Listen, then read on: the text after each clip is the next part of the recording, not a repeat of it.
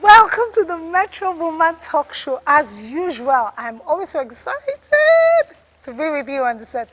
And you know what? This season has just been explosive. We've been interviewing female entrepreneurs who are doing amazing stuff. We are so proud of our women. They're so creative, they're so innovative, they're just taking advantage of the market. There's so much out there. And these women are doing great things. And our objective is to inspire you. So you see what's happening out there and you take advantage of it wherever you are. We want you to know that you're powerful and you can do anything you set your mind to.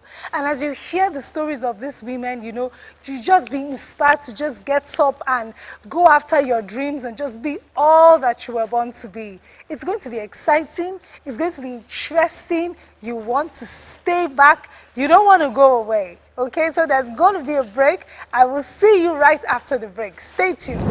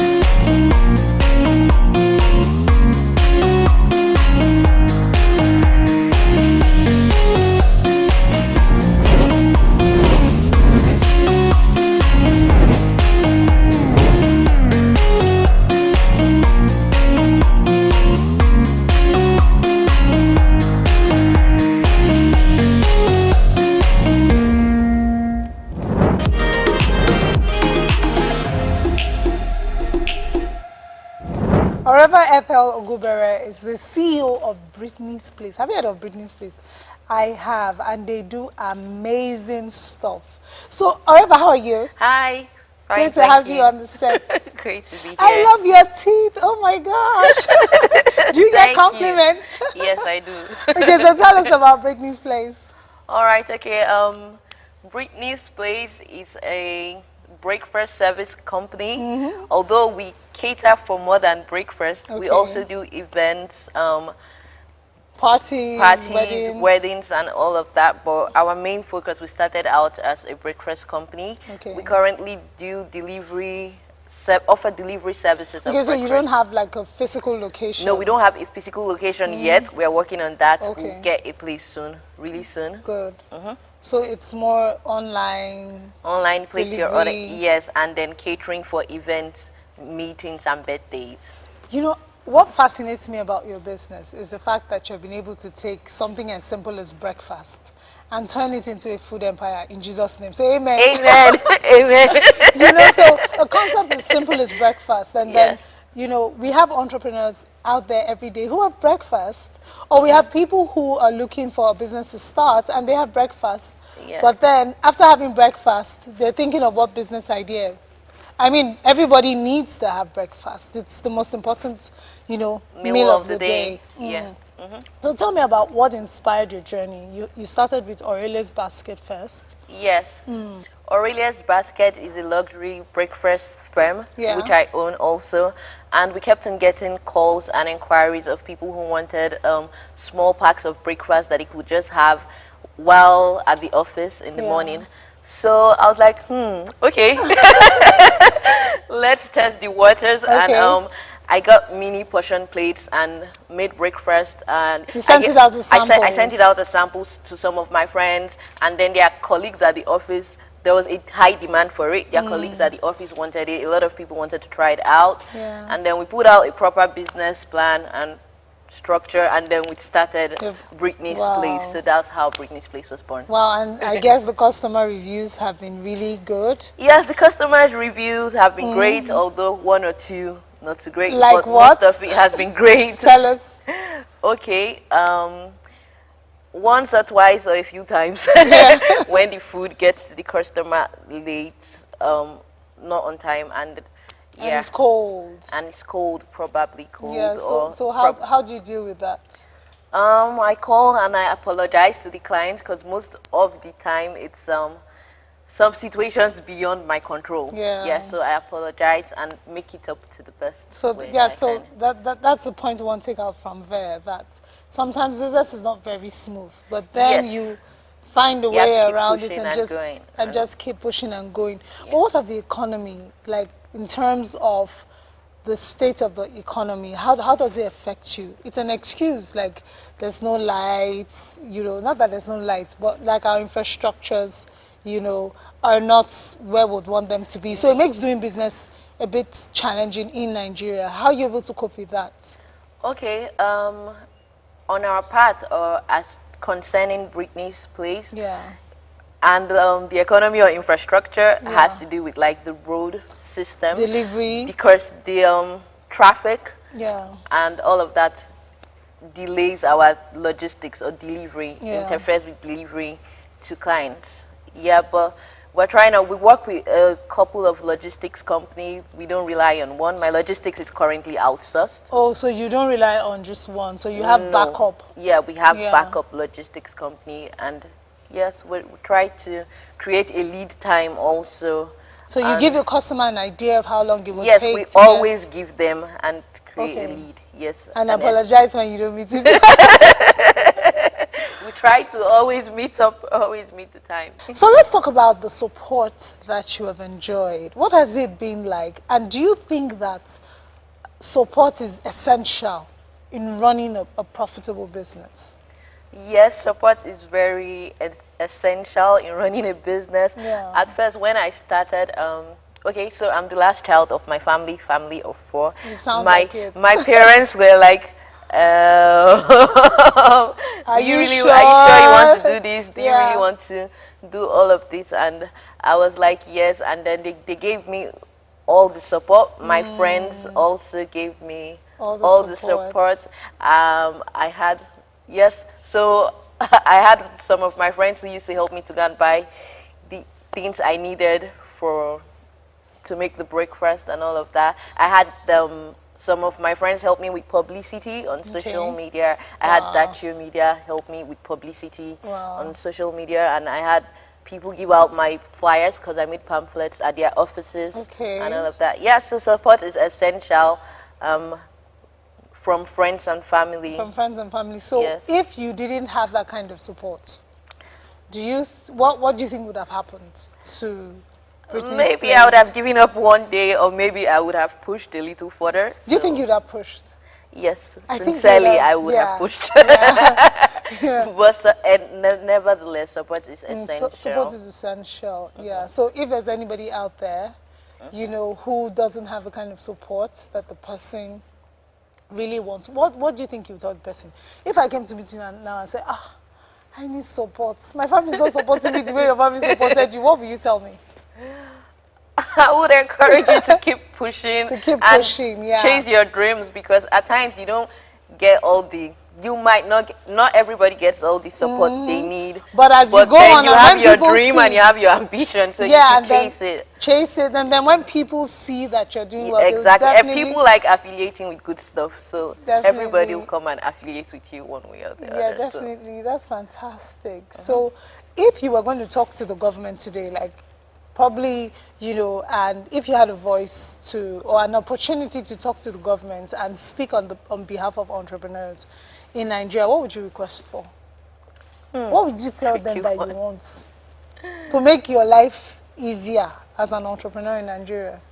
The support we need from the government as entrepreneurs, access to funds, the issue of power, electricity should be addressed also, and access to funds, power. More like it, access to funds and power. And power. Yeah. So, but it's also great to know that even like with the current state, we're still pushing it. Yes. We have not waited for the government. Yes. We have gone this far.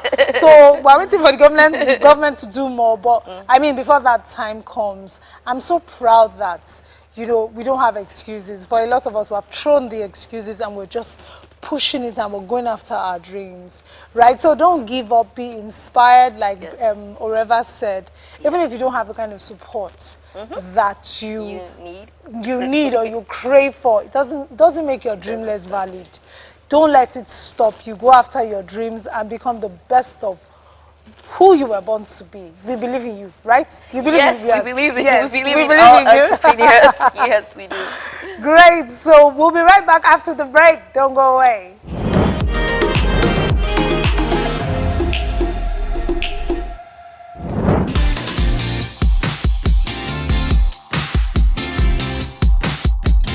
Hello, my name is Chinasa Amadi. I'm a medical doctor, certified weight loss coach and nutritionist, founder Ariella Health and Fitness Limited. The question I often get is, Chinasa, how do I have a healthy breakfast in Nigeria? It is very possible. What makes up a healthy breakfast is a balance of whole grain, protein, and fruits. It's best to always go for fruits in season, so you do not have to spend so much. For protein, if you cannot afford chicken or fish or meat, you can do boiled eggs, and that is very balanced. Whole grains, your ogi is very good whole grain. Oats are very good whole grain too. And if you choose to go for wheat bread, it's also essential that you apply portion control to it. So an example of a healthy breakfast, you could have your 2 slices of wheat bread, toasted wheat bread, with your glass of milk and boiled eggs, 2 boiled eggs. Or you can have your ogi and omelets. Or you could also have your basic akara with a cup of green tea, and add to these meals, add whatever fruit is in season. So this way you end up not spending so much. You are having a full balanced breakfast, and you're on a journey to a healthy lifestyle on this side of eternity. Thank you.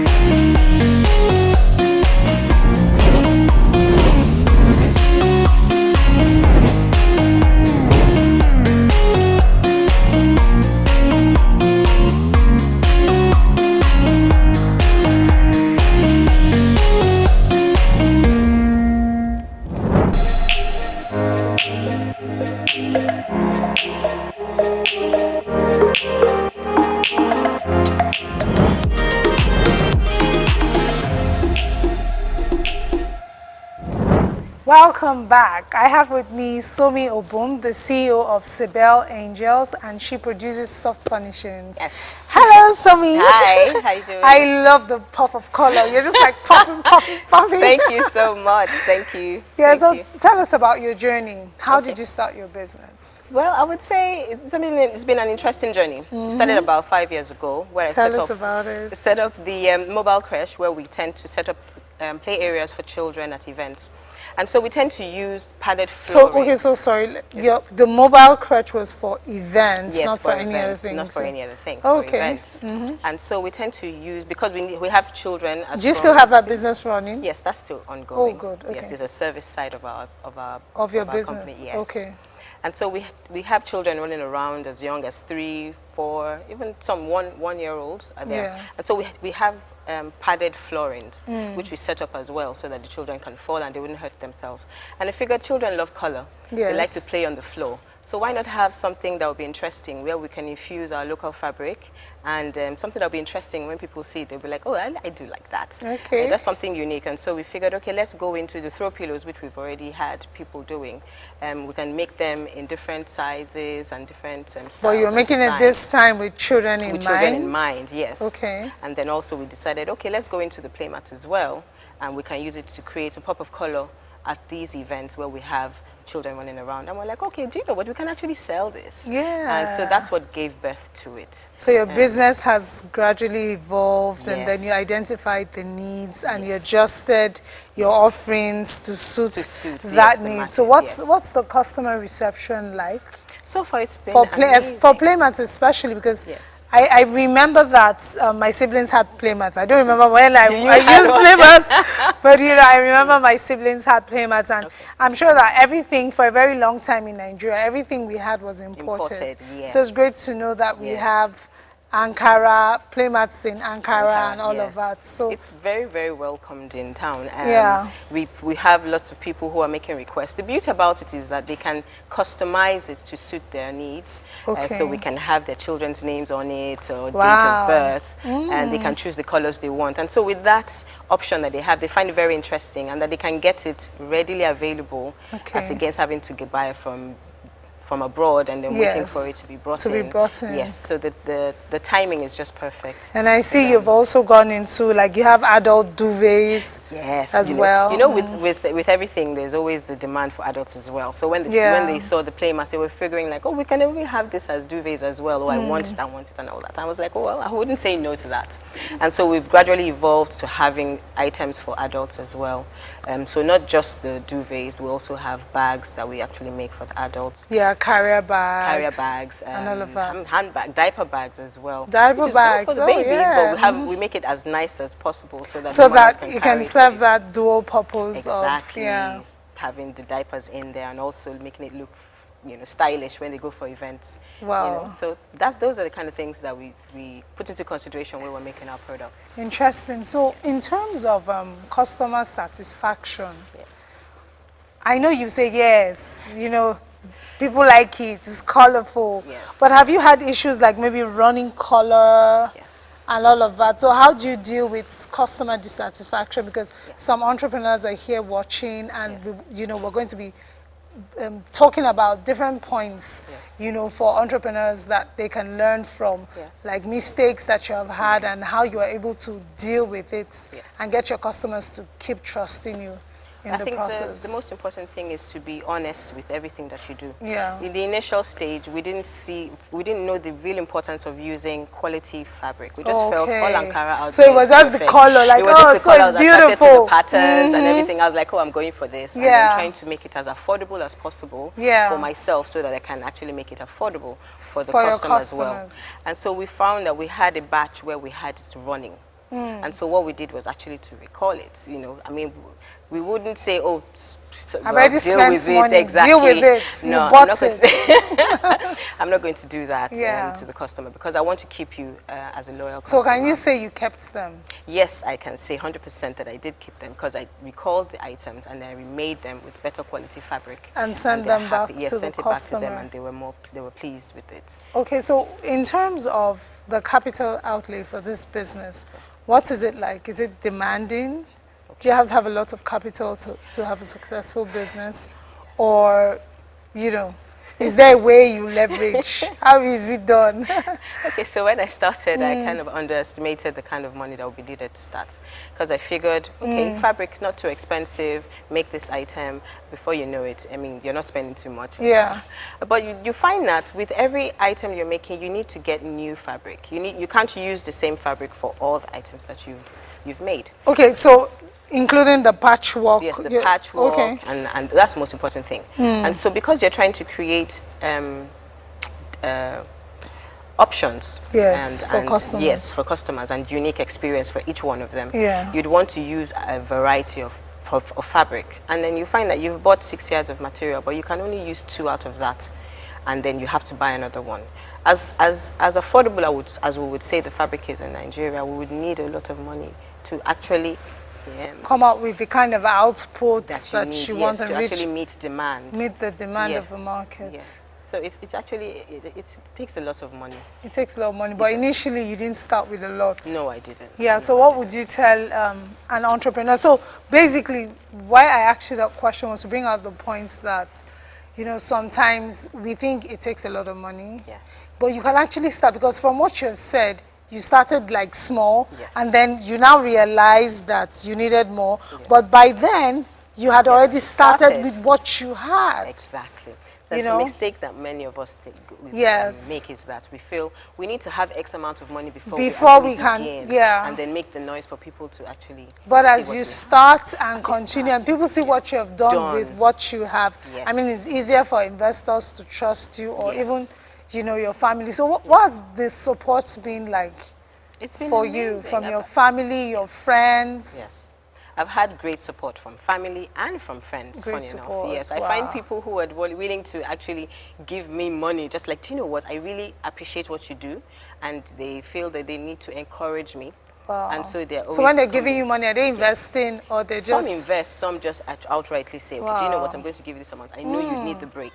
You know, every yeah. small business needs assistance, Yes. needs that injection of funds. And isn't it great to know that we actually have people who can buy into that vision? Yes, yes. You know, maybe that's the fear of another person who is watching, and the person thinks, I don't have anybody to help me, you know. But it's interesting to know that there are actually good people out there. Yes. There are people that will believe in what you're doing, but start first. Start first And you'll and be let them see surprised the kind of help, that you would get. even when you don't expect it. Exactly. Fantastic. So what's the thing about patchwork? I can see that your dress is in patchwork format. this So is I just a love coincidence. You're in love with It's just a patchwork. coincidence, believe me. Okay. No, I just love colors. I And so it works appreciate best for you in patchwork, In because patchwork, you yes. love it so much. You want to see all the colors at the same time.